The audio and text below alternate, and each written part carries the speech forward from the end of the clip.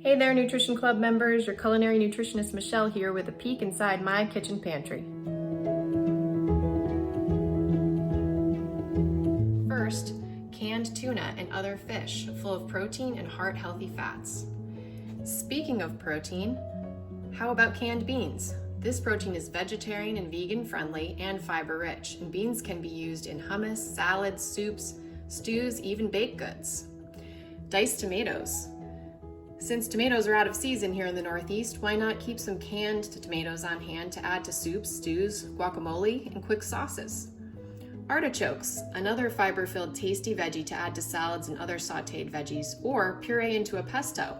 Choose the type that are canned in water and add your own seasonings. And finally, it wouldn't be holiday time without canned pumpkin and other winter squash. Think beyond pies and quick breads and add this vitamin A and fiber-rich veggie to soups, curries, hummus, or even your morning oatmeal. If you don't use the whole can, the rest can be frozen for later. So get out there and stock your healthy pantry today.